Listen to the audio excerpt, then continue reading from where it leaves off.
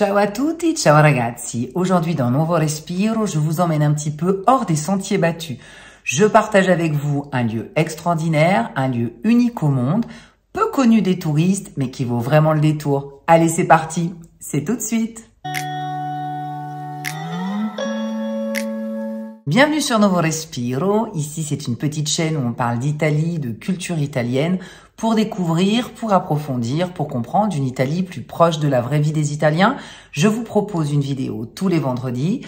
Je vous invite à liker, à vous abonner, à partager, à me soutenir et je vous remercie. Je vous fais des gros bisous. Aujourd'hui, je vais vous présenter un lieu qui s'appelle Il Parco dei Mostri, le parc des monstres. Tout un programme, ça sent déjà le mystère. C'est un jardin qui se trouve à Bomarzo, dans la région Latium, il Lazio, environ à 90 km au nord de Rome, dans la province de Viterbo. C'est un parc naturel de 3 hectares qui se trouve dans une forêt. Et dans cette forêt, il y a de magnifiques sculptures. Il y en a 25, ce sont des sculptures en basalte. Pourquoi? Parce que c'était le matériau que l'on avait à proximité quand le parc a été créé. Ces sculptures datent du XVIe siècle et elles représentent des divinités, des animaux mythologiques, des créatures magiques. Bref, tout un univers de féerie. C'est un architecte de la Renaissance, Piero Ligorio, qui a conçu toutes ces créatures et les bâtiments qui se trouvent à l'intérieur du parc. Ces sculptures sont de type grotesque et sont toutes de tailles différentes. L'architecte l'a fait exprès, il a sciemment ignoré les règles de la perspective et de l'esthétique pour surprendre le visiteur. Le parc a été oublié pendant 400 ans et en 1954, le terrain est racheté et les sculptures sont restaurées. Au cours de ces années, la nature a repris son cours et elle a fusionné avec ces sculptures, ce qui rend vraiment cet endroit unique, très mystérieux et un peu sauvage. Dans cette forêt luxuriante de conifères et d'arbres à feuilles caduques, on va donc retrouver au détour d'un chemin une sirène, un monstre marin, une tortue géante, un sphinx, un dragon.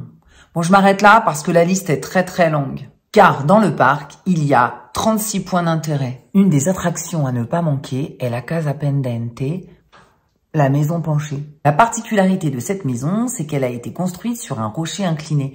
Donc, quand on est à l'intérieur de la maison, le sol n'est pas du tout à 90 degrés et c'est très difficile de garder son équilibre. Bien entendu, cela a été fait volontairement et je vous conseille d'essayer cette expérience sensorielle vraiment troublante.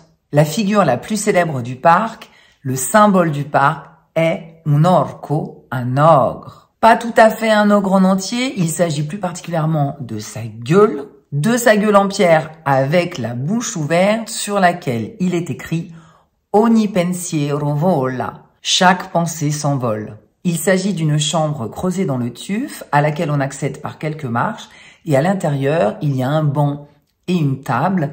Et la particularité, c'est que l'écho dans la pièce, la forme de la pièce est faite pour, est vraiment terrifiant. Et je vais vous dire, on est tous pareils, on adore se faire peur. Surtout les enfants. Et maintenant, ma cocotouche du jour. Il Parco dei Mostri, c'est vraiment l'endroit idéal pour stimuler l'intelligence et la curiosité des enfants.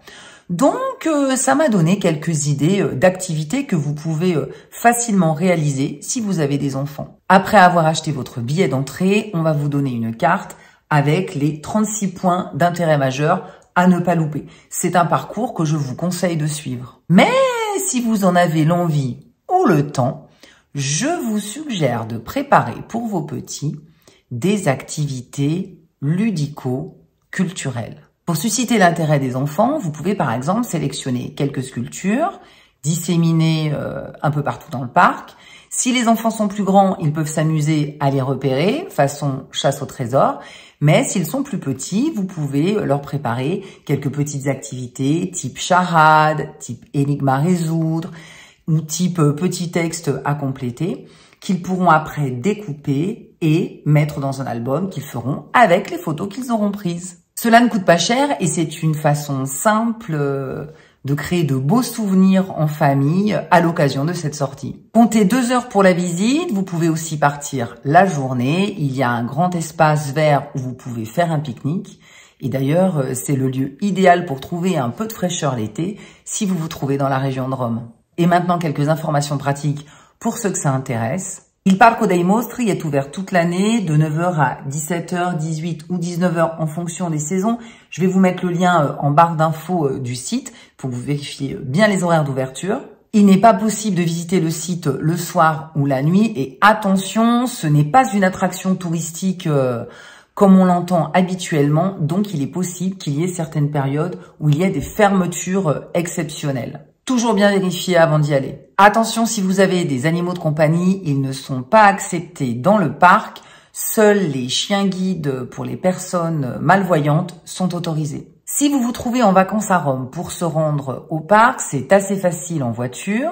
Comptez 1h15 par l'autoroute, c'est la A1 ou E35. Et quand vous arrivez, il y a un grand parking gratuit où vous pourrez sans problème garer votre véhicule. C'est un peu plus compliqué si vous voulez vous y rendre en utilisant les transports publics. Je vous conseille le train car le bus est définitivement beaucoup trop long. Vous avez deux possibilités en train. Vous pouvez prendre le train en gare de Roma Tiburtina, vous vous arrêtez à Ortescallo, 30-40 minutes de trajet environ, et après il faut prendre un bus pour aller à Bomarzo. Ou alors beaucoup plus long, trajet de 2 heures, vous prenez le train à Roma Ostiense jusqu'à Viterbo, et après vous prenez un bus jusqu'à Bomarzo. Donc la première possibilité est définitivement la meilleure. Voilà, j'espère que cette petite vidéo vous aura donné des idées de visite si vous vous trouvez en vacances dans la région de Rome et que vous avez envie de faire quelque chose d'un petit peu unique et en famille. Moi, je vous remercie d'avoir regardé la vidéo et je vous dis à vendredi pour un nouveau respiro. Ciao, ciao!